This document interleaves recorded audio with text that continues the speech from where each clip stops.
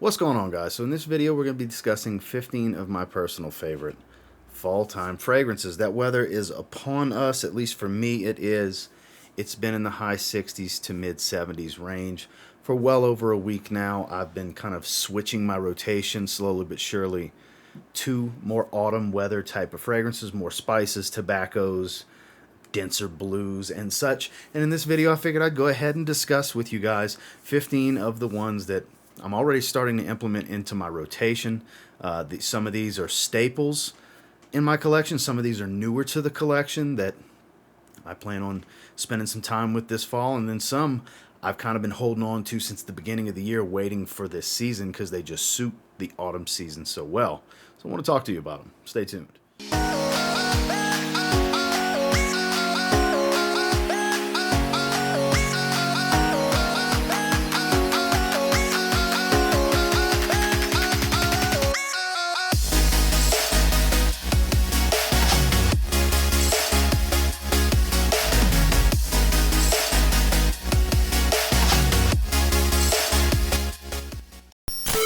Starting with one that I tend to wear very sparingly, though I do think it's a fantastic fragrance. It's a great affordable fragrance at this point. I still think it's the best of the line. We're talking about from Mont Blanc Legends line. This is Legend Eau De Parfum. This is a beautiful, much more warm and lightly sweet fruitiness. It's got that, I don't even recall apple being in the notes, but it's got kind of this fruity, warm apple type of smell. On the top is a little bit of violet leaf. It still has a lot of that freshness, but it's a much richer and more robust take on the original scent profile. Like I said, it ties directly into the line. It does smell like a stronger take on the original. This is a Eau De Parfum flanker done right, in my opinion, whereas the Intense that was discontinued quite a while back was a more intense smell of the original scent profile, whereas here it's a ramped up oil concentration. So it wears differently. The experience is a little bit different, but performance is pretty good. Not a beast by any means, but this is a great daytime scent. This doubles as a great evening scent. So even though it does well for both, I still don't think it's the most signature of scents out there, but I don't see why you can't just roll with this all fall season if you really want to. I just really like grabbing this one from time to time. I may only wear it 2, maybe 3 times this fall, but it's definitely one that I have on my mind to spray this fall. So that's why I want to start the video out with this one, because I think it's underappreciated at this point for what it is, because this is my favorite version of Mont Blanc Legend. Again, that's Mont Blanc Legend Eau De Parfum. Next, we're talking tobacco fragrances. I haven't wore this one in a while. I'm actually pretty eager to wear this one. This is one of the better tobacco-dominant fragrances from Amouage. We are talking about Boundless. This is a gorgeous, gorgeous scent profile. A lot of ginger in the top. There's a little hit of blood orange, but it's not dominant. It's not too much citrus, but there's a lot of smokiness to this. A lot of incense. I believe there's 2 different types of incense. There's some myrrh, there's elemi resin, like there's a few different resins here. The vetiver here comes across as a little bit earthy, kind of adds to that smoky dark tone. It's beautiful. There's some nice spice to this fragrance, but I wouldn't call it the most warm spicy of scent profiles, but the tobacco here is more on the earthy side. So it's not redundant to Journeyman. I do have Journeyman as well. There's some similarities for sure. It still has that Amouage Middle Eastern touch, the resins, the incense, the spices, with a tobacco note. But here, it's a little bit different. There's a little bit more of a creamy nature to it. It's a zestier fragrance. It's not as dry of a spice as Journeyman, while Journeyman's a very special, enthusiast level type of Middle Eastern tobacco fragrance. This one's a little bit more mass appealing than Journeyman. I feel like more people will enjoy this one. It's not quite as situational as Journeyman. I love Journeyman. I'm not knocking it. I'm just saying comparatively, I find this to be a little bit more on the mass appealing side, a little bit more of an easier wear. It's an easier wear, and it's more of a crowd pleaser overall for a tobacco scent, while still maintaining that performance, quality, and blend that we expect from Amouage. This is a lovely fragrance. Like I said, I haven't worn this one in some time. I'm pretty excited to wear this fragrance, and this fall I'm definitely going to be pulling it out. It's Amouage Boundless. Next is a clone fragrance that I really enjoy. It's not even that great of a clone for what it's cloning, honestly, when it comes to, being a copycat. It's more, kind of falls in between direct copy and inspired by in many ways. This is Club de Nuit Intense Man. Limited edition Parfum. I really, really dig this one. This is my favorite Club de Nuit that I have anyways. I haven't tried the Pure Parfum yet. I will at some point. Before the year's out, I will get it. I love how this smells. You still have that lemon citrus opening from the Eau de Toilette, but it doesn't have the harshness, that heavy chemical synthetic edge that the lemon note was known for. I really, that's what I've always dug about Club de Nuit Intense Man, is it's the same note breakdown as Creed Aventus plus lemon. And it doesn't have that lemon cleaner smell to me here. Projection is not as loud as the Eau de Toilette. It's not as volatile. Lower oil concentration, you're going to have more perfumer's alcohol. The volatile citruses up top and such will project more. It's a better projecting fragrance. This, I get about similar longevity.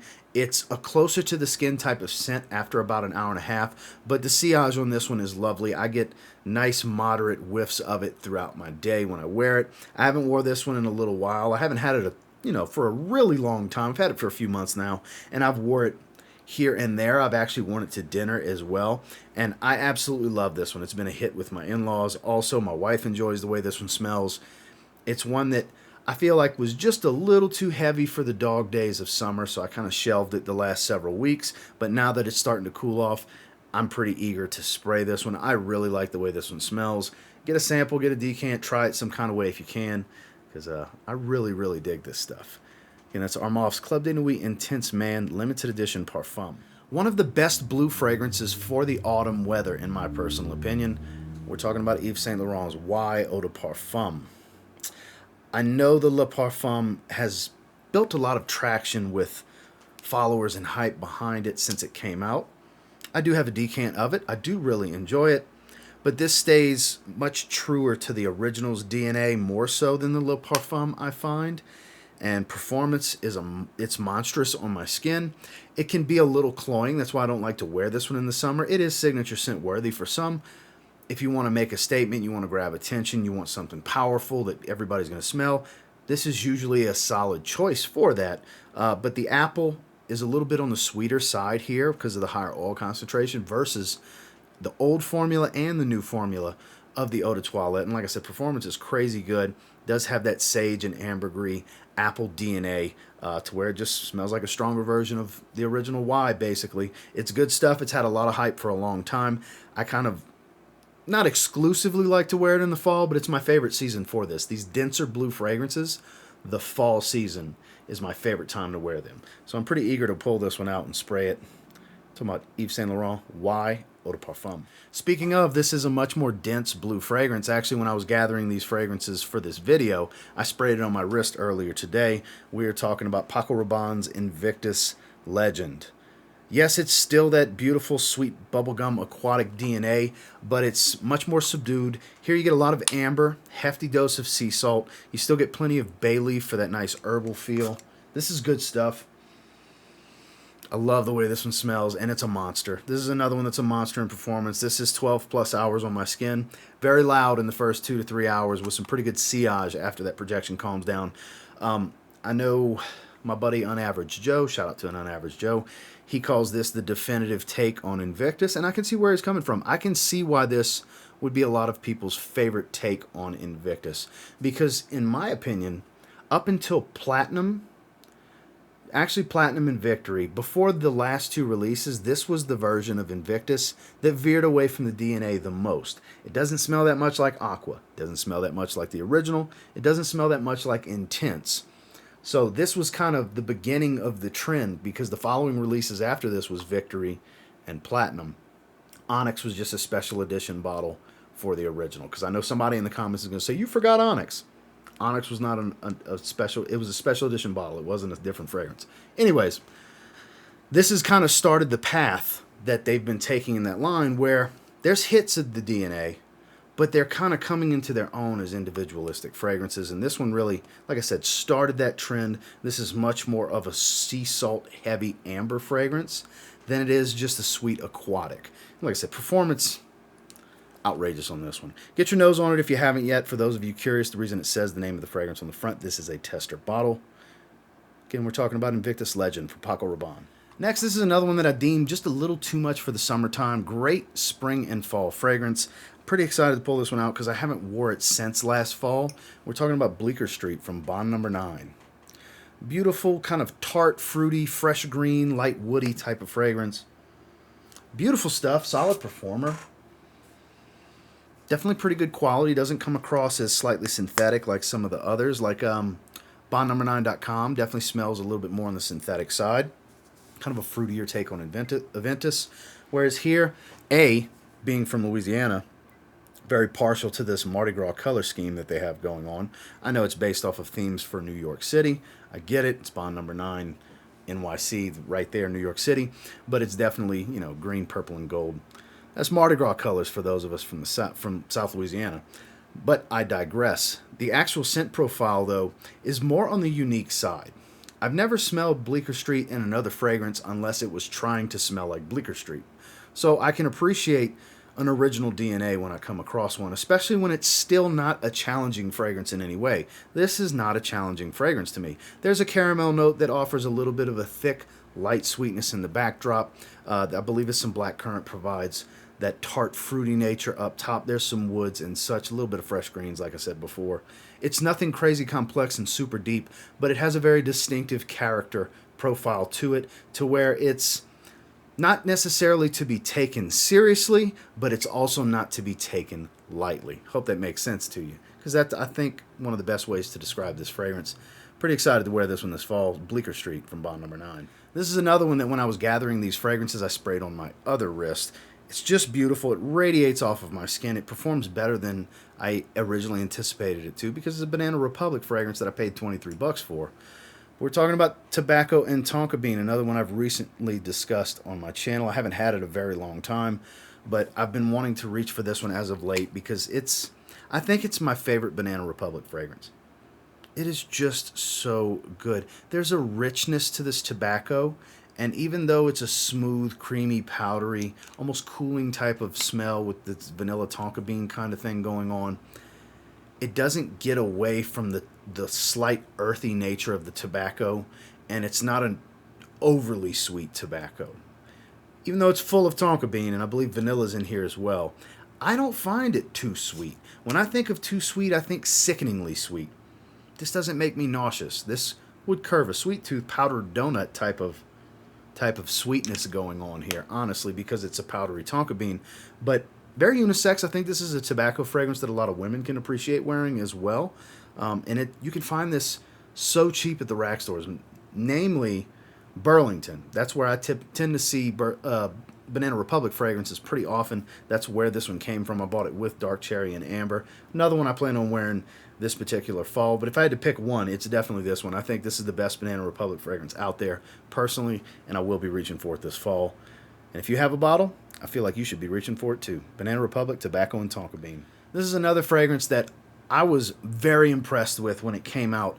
End of spring, beginning of summer. And I wore it a little bit as soon as I got it, but I had to shelve it because it's a little much for the summertime heat. It is. But now that we're rolling into fall, I get to pull this gorgeous aromatic out. We're talking about Kajal Faris. I was so impressed with the way the lavender smells on this one. It's got this beautiful minty green, fresh, spicy quality. Oh, fresh cut lavender. One of the most natural smelling lavender dominant fragrances I've ever smelled, but doesn't come across completely as a barbershop scent profile, because I know when you talk about lavender dominance and fresh spice and greens, most people's minds, as would mine, my mind would do the same, goes to barbershop. And yes, there's some elements to it that will make you think aftershaves and such, but it's on another level of quality. Any of you that have spent time with any Kajal Perfumes fragrance, you know where I'm coming from. The quality's second to none. Performance is always stellar on their fragrances, but this just screams and reeks of masculinity. It is a classic scent profile style, just done right. Doesn't smell like an old man. Please don't mistake in that and think that in any way, shape, or form. But if you're a fan of lavender fragrances or fresh, spicy greens in any way, and you're looking for kind of a reimagined take on that classic style with the utmost highest of quality oils used, you should really get a sample of this and experience it and see if it's full bottle worthy for you. I'm thrilled to have a bottle of this. This stuff is so good. The packaging is top notch, as you can see. I mean, the presentations on these are crazy good. The boxes are pretty nice. Nothing super special with the boxes. Bottles and caps are really special, and the scent profiles just as special. Definitely going to be pulling this one out this fall. Get a sample and try this one if you haven't yet, guys. It's one of my top 3 favorites from the house.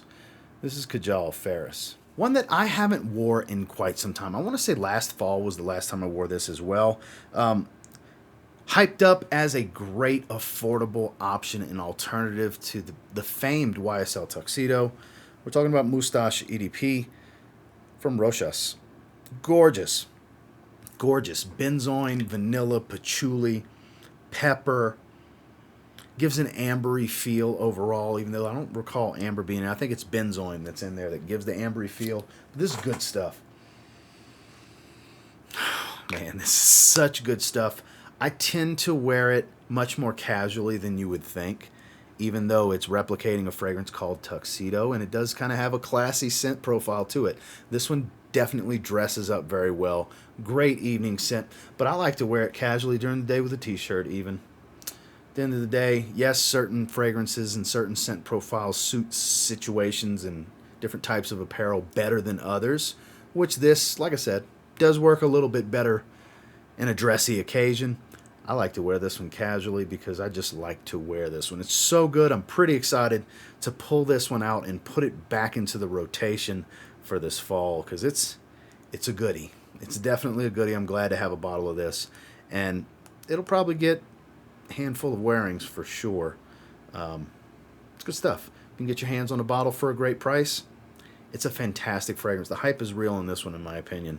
Talking about Moustache EDP from Rochas. So this one is pretty damn new to my collection. I just got this one within the last couple of weeks. I just recently put out a full review on it. I'm extremely impressed with this brand.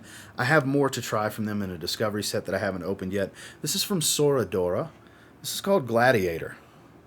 I'm really impressed. You can see the G kind of wore off a little bit already, but SD on top of this marble-esque style cap. But it's a pure parfum that just sticks to my skin.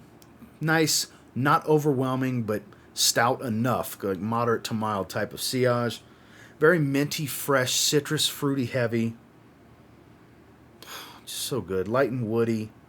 The mint leaf on here is just so believable, and it provides a little bit of freshness and adds a little bit of zest to the citruses and the fruits up top. There's a variety. There's bergamot. There's pineapple. There's all these different things. You will get a little hit of Invictus's scent profile, but like I said in my review, it's like maybe 50% close to Invictus. I would say this is their take on Invictus for sure, but it is not a clone. It's definitely in the realm of more inspired by. Like, you're reminded of Invictus, but it doesn't really smell that much like Invictus. There's no smokiness here. It's not a bunch of florals. It's not a heavy musky fragrance on my skin.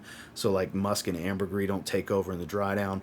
Like I said, it's more the citruses and fruits. It's kind of like a minty take on somewhat take of Invictus. So I digress. This is beautiful. I'm super impressed by this fragrance. I actually gave it an 8.5 out of 10 overall, which I don't give a ton of those out. If any of you that watch my full reviews and know my scoring system, that falls into great. Bordering outstanding, because a 9 and 9.5 is outstanding in my rating system. And it was right on the cusp of that at 8.5, with a great rating for what I think is a great fragrance. You can get discovery sets from this house. I haven't dove any further beyond this fragrance, but this one particular fragrance definitely impressed me. It's kind of in the realm of a niche blue fragrance in many ways. I think that's one of the reasons I like it so much, but definitely worth trying. I will definitely be wearing this fall. We're talking about Gladiator from Sora, Dora. One that I did a full review on not that long ago. I don't really think many people are talking about this. Not that many people, I think, even know about this fragrance. It's from Mercedes-Benz. It very much impressed me. We're talking about Mercedes-Benz Sign. This is one that can be found for a pretty good price, definitely in that affordable range. Gimmicky button on the top. I hate the button. That whole thing is the button. I kind of 3-finger push it to kind of balance it when I spray it. See? But damn it, does it smell good. It reminds me of, like, if you were to take these two fragrances and mix them kind of in this percentage range, like 65-70% Jean Paul Gaultier Ultra Male with like 30 25, 30% range of Spice Bomb Night Vision. I get a little bit of this fruity freshness, almost like a touch of an Invictus hit, but not much of an Invictus hit. Just faint, kind of comes and goes, fleets, if you will. With a lot of spiciness, there's a beautiful sweet vanillic tone. It's got that cinnamon type of spice going on here. There's a little bit of an herbal feel. Obviously, there's some woods. I believe tonka beans in here as well is what provides a lot of that vanillic sweetness. This is a good fragrance. Performance is above average. Not a monster, but definitely not an average performer. It's solid. It's a 7 to 8 hour fragrance on my skin. Projection's pretty good. Sillage is decent. This is a goodie. This is another one that's a goodie.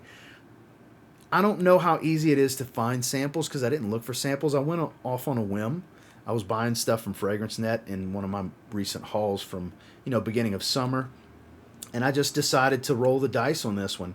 And I was pleasantly surprised. I had a feeling I might like it.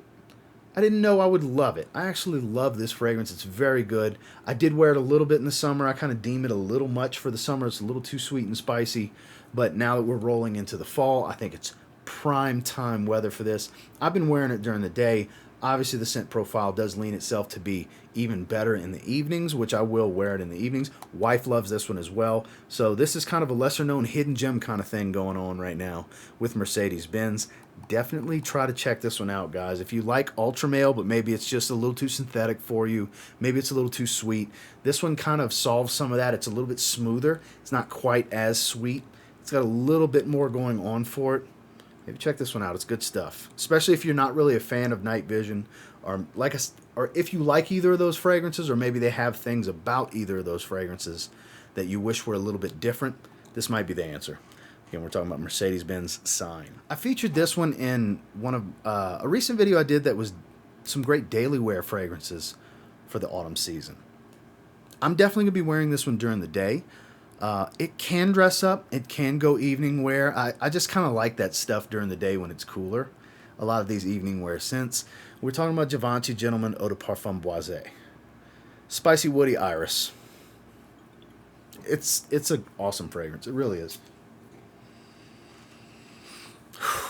Ideal for the fall season. And once we transition into winter, that's when I like to go from this to the Eau De Parfum. Because the Eau De Parfum is actually my favorite version. It's a beautiful creamy iris, very balmy, resinous, similar to Dior Homme Intense, but better, in my opinion. Definitely better.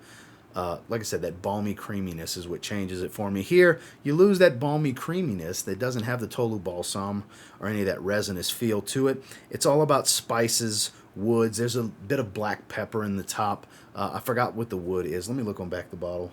Burning wood and sandalwood, as well as iris and cocoa bean. See, this is a tester, so I have the official note breakdown right here on the back. So it's hard to forget when it's right here in my hand. So yeah, it says black pepper, iris, cocoa bean, burning wood, and sandalwood. Definitely get a strong woody feel. That pepper hits you up top, and it's iris the whole way through. It's more of a lightly creamy iris. It's just not near as creamy as the Eau De Parfum. It doesn't come across as very waxy and super lipsticky like Dior Homme. I love this fragrance. It's a beautiful fragrance. It's definitely one that, like I said, gears more towards the evening, but I like to wear stuff like this during the day in the fall. And it will definitely be getting some run from me. Try this one if you haven't yet.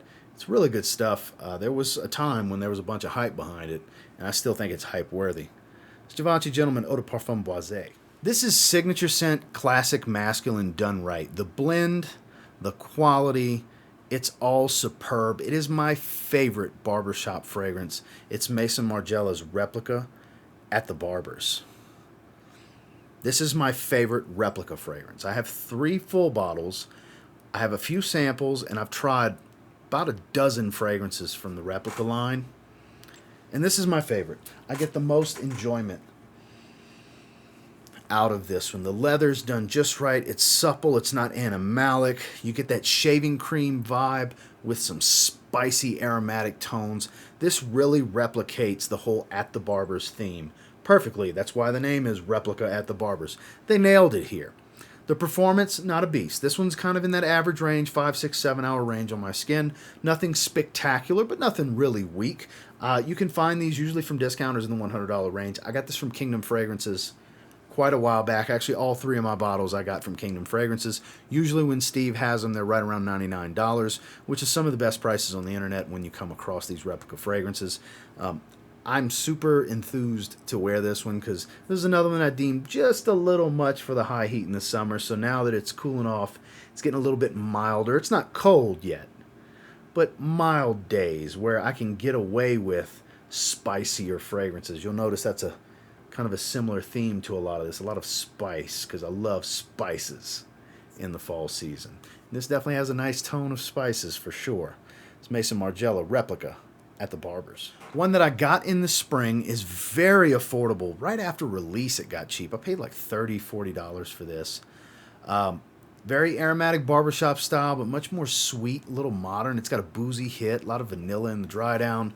We're talking about Guy Laroche Drakkar Intense.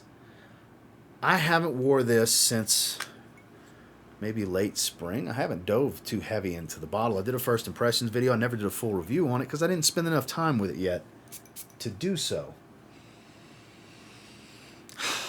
Aromatics, still get spices. But like I said, there's a little bit of a boozy tone here. It's a little warming without being a very warm fragrance. It's kind of like the sting of the aftershave after a fresh shave. It's that warm feeling, that radiation on your skin, especially when it's like a spiced aftershave smell. That's kind of what I get in the opening to this. And then it starts to settle in. I believe there's a little bit of vanilla here that adds a little bit of sweetness. It has a bit of a more modern, mass-appealing tone as it dries. But that opening is definitely classic barbershop. It just starts to transition into something a bit more modern. Performance is nothing spectacular. It's kind of average, slightly above average. For the price point, hard to beat. Doesn't smell cheap and synthetic to me.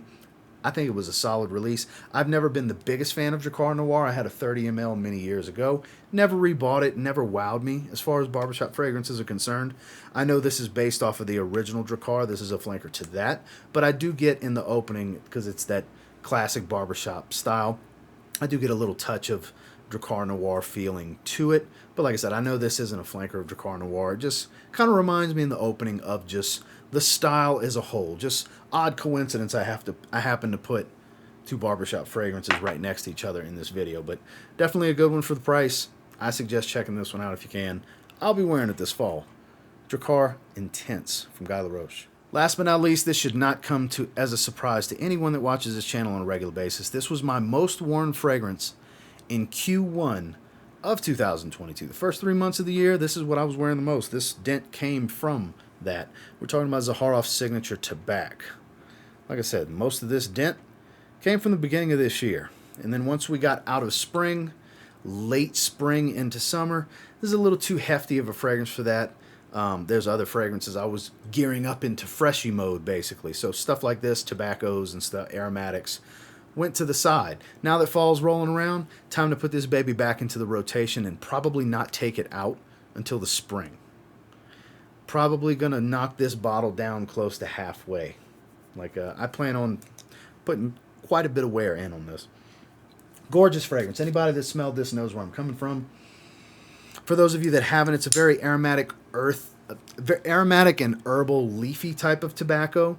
The way I like to describe this one, the easiest way to put it, is take all the different styles of tobacco fragrance that you would consider that makes a good tobacco fragrance. Sweetness, spices, smoky tobaccos, woody tobaccos, leafy tobaccos. You get a little bit of all of that here. There's booze in here, there's sweetness, there's incense, there's resins, there's different woods. The way Claude Deer blended this, masterfully done. This won a few awards for Zaharoff here in the last 6 to 8 months or so from a few different places, and it's well deserving. This is an award-winning fragrance. I called it when it was still in the testing phase that this would probably win some awards for George. It's that good. Get a sample. Of course, I have some bias because, George is my friend, but the fragrance is that damn good. If you try it, you'll understand where I'm coming from. There's a reason it won some awards. It's damn good and ideal for this season. This is a quintessential, classy, masculine fall fragrance. So it's definitely going in the rotation. Shouldn't be a secret here. Zaharoff Signature Tabac. Well, that's the 15. And until next time, do me a real quick favor. Go ahead and like, comment, subscribe. So I do appreciate all the feedback, and I love hearing from you guys. What are you eager to wear this fall? Like I said, a lot of these are going into the rotation. The day this video goes live, I'm not sure which one yet, but one of these fragrances is going to be my scent of the day tomorrow when I release this video, because I've been sniffing on all of these, I've been smelling them, and I'll tell you what, I'm ready to wear all 15 of them right now. But I'm not going to spray all 15, obviously.